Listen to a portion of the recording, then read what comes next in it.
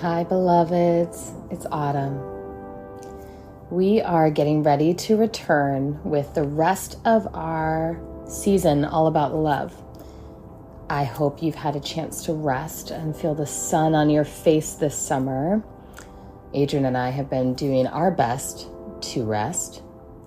If you don't know this already, How to Survive the End of the World is completely funded by your direct support on Patreon.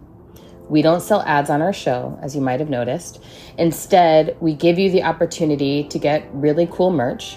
I actually use my How to Survive tote bag every day, which in turn helps us keep the show running. Becoming a How to Survive supporter at patreon.com/endoftheworldshow will give you access to a bevy of amazing merch, but also to exclusive content like the Ask Us Anything episode we just released the other day. It's me and Adrian answering questions from our patrons exclusively for our patrons. By becoming a supporter today, you will gain access to the most recent Ask Us Anything, as well as the first one we did earlier this year. We had so much fun recording this episode. It's over an hour long, but we wanted to excerpt it here in the main feed as well. So here's a little taste. Okay, we're very excited about this question, are we? We are very excited. Here we go. How can we navigate emotions like anger as we survive the end of the world? And I just want to note that this listener writer capitalized anger. Every time in this sentence. How can we navigate emotions like anger as we survive the end of the world? Or how might you envision new ways of being with anger, our own, someone else's, and the ways it can provide direction for ourselves and our communities? No makes way for yes, and anger understood in a way wholly separate from violence. Yeah. Well, I mean, Here we go. Anger is not violence. And anger that we suppress or does not find its healthy expression does often then express itself as violence. Exactly. Whether it's internalized violence or externalized violence. And so I really appreciate that the listener writer added that last little parenthetical of like anger understood in a way wholly separate from violence, that it's really important to understand this, that like we do have ways where we can increase our own likelihood to enact violence against others. And that's usually because of some way that we're like subverting our own experience of anger. That's right. And not paying attention to it as a talk about the threat system. You know what I mean? Like anger is one of many very natural responses we experience to threat. And it's a righteous response. You know, it's like, but if we're afraid of it, if we're afraid of our anger, if we're afraid of anger in others, then we can't directly experience it, right? It's like, that's right. Whew.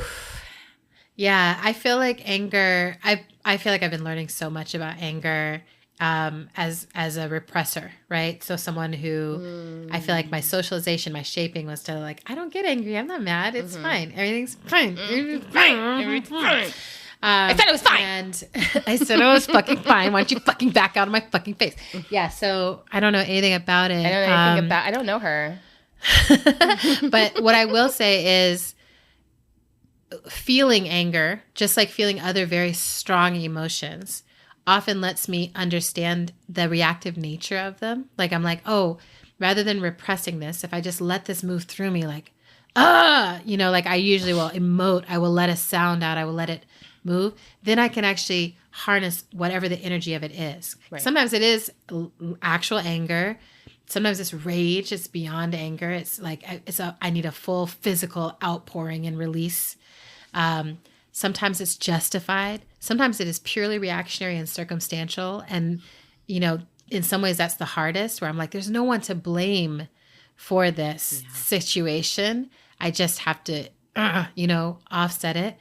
But I think there's something when I think about new ways of being with anger, where I'm trying to figure out how do I harness when I feel these strong emotions, when I feel like a really strong emotion like anger, how do I harness all the complexity of that emotion, right? That I'm like, what is my responsibility inside of what's happening right now? Because often I'm most angry at myself when I clear out the smoke, right?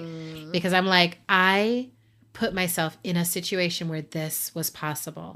I did not stand up for myself, or like I set the conditions. That's how I orient, right? As I'm like somehow, and then sometimes I have to be like, oh no, what I'm angry about is I was powerless. There was nothing I could do to stop this situation.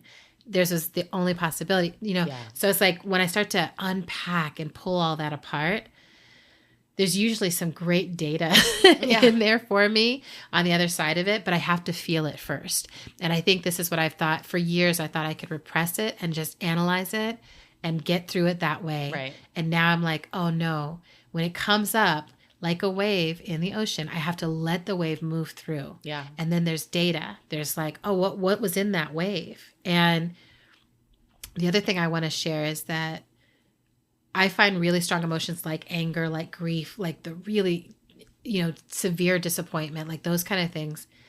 They're very rarely rooted only in the present moment for me. Ooh, child. So, they're portal emotions because they're so big that they pull open this portal that's like all the way back to the first time I experienced this emotion. Yes. And then that also means it's a portal that can change the future of how I experience this emotion, right? It's like, oh, like if I don't try to repress this, so if I'm like, oh, when's the first time I tried to repress a strong feeling I had? I was very, very young. Right.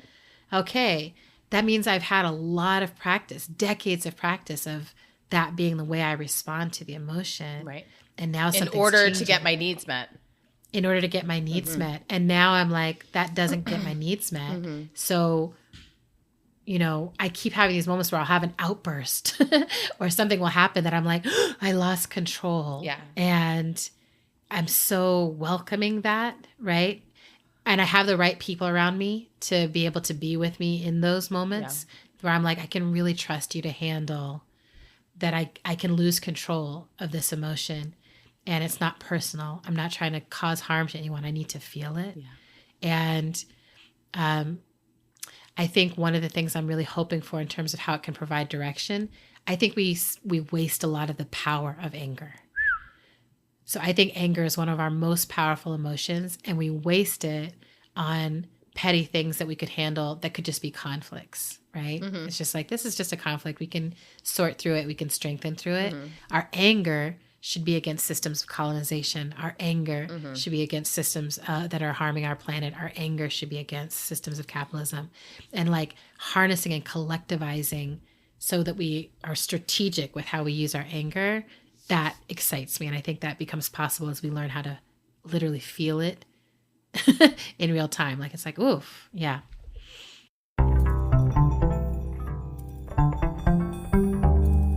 Okay, that's it. If you want to hear that entire AUA session, which was so fire, head over to patreon.com/endoftheworldshow. Your support is literally what makes this show possible. Thank you. Peace out.